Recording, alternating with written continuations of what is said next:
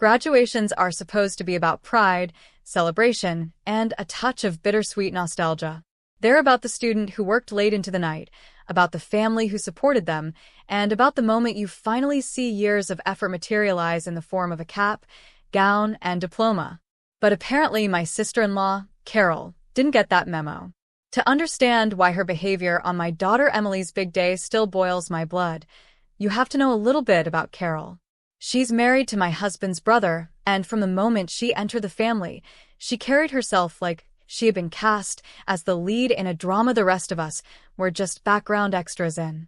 She loved attention, not in the harmless, chatty way some people do, but in a way that could turn any gathering into the Carol show.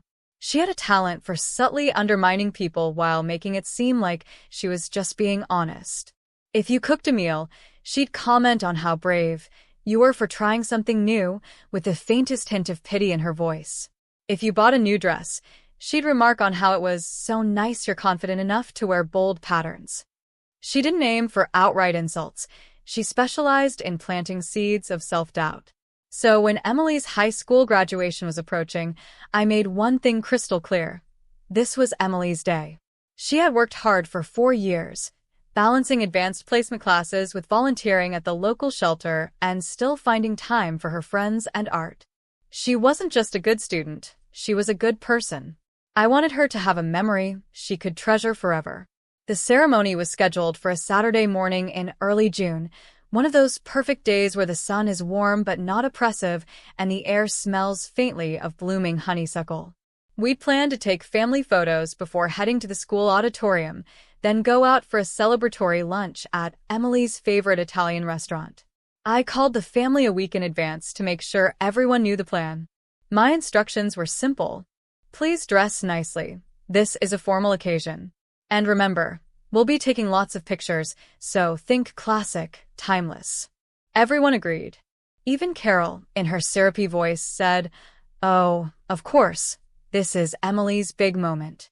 But deep down, I should have known. Carol could never resist an audience. The morning of the graduation, my husband and I were bustling around the house, making sure Emily had her cap pinned properly and her gown smoothed out. She looked radiant.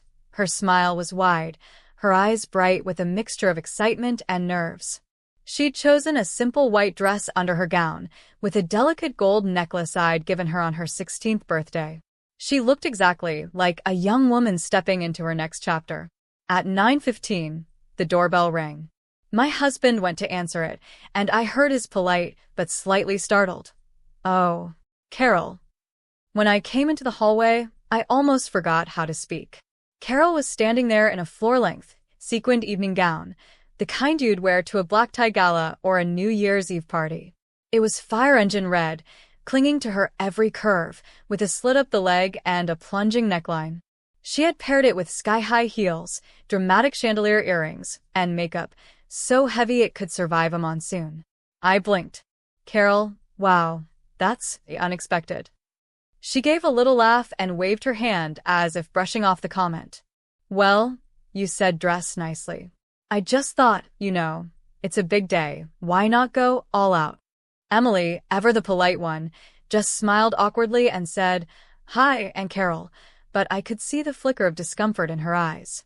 When we stepped outside for photos, the full scope of Carol's attention grab became painfully obvious. Neighbors walking by glanced over, their eyes landing on the sparkling red gown before even noticing Emily in her cap and gown. In every picture, Carol's dress seemed to demand center stage, pulling focus from the actual graduate. I gritted my teeth, determined not to cause a scene before the ceremony. But I could feel my anger simmering with every camera click. We arrived at the auditorium, and as expected, Carol made a grand entrance. People turned to look, not at Emily, but at the woman dressed like she was about to accept an Oscar. I heard a few whispers. "Who is that? Is she a teacher? She must be someone important." I wanted to scream, "Yes, someone important, Emily. The girl actually graduating today." The ceremony itself was beautiful. Emily's name was called. She walked across the stage with perfect poise, and I clapped so hard my hands stung. But even in that moment, I caught sight of Carol subtly dabbing at her eyes with a tissue in an exaggerated way, as if she were the emotional heart of the event. At lunch afterward, Carol dominated the table conversation. She talked about how many people had complimented her dress, how she'd almost worn something even more dramatic but decided against it, and how she'd been mistaken for one of the faculty by a stranger.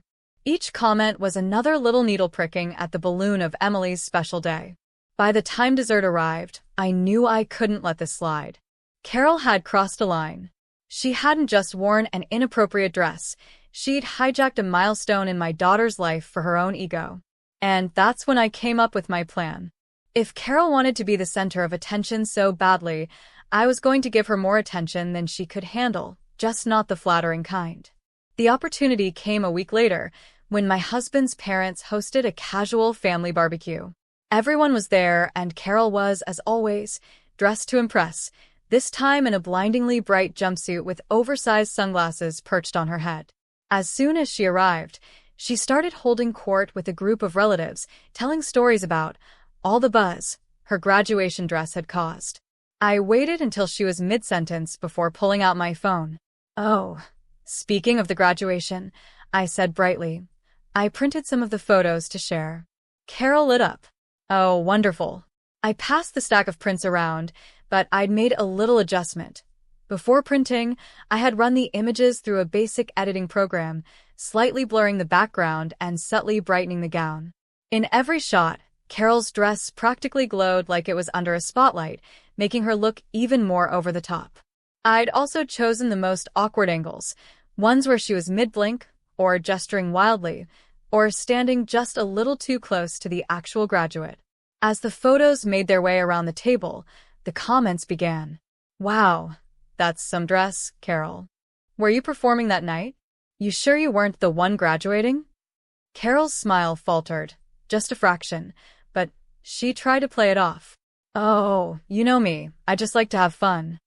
I leaned in with a sweet smile and said, "We'll treasure these forever. It's so rare to have such colorful memories from a graduation." The room chuckled. Carol's face flushed. She changed the subject within minutes. The best part? For the next few family events, her outfits were notably toned down. No sequins, no dramatic gowns, just normal, appropriate clothes. Emily never knew the details of my little act of revenge, and she didn't need to. What mattered was that the focus shifted back to where it belonged, on her achievement, her hard work, and her big moment. And as for Carol, well, she learned that if you try to steal the spotlight in my family, you'd better be ready for the kind of attention you don't want.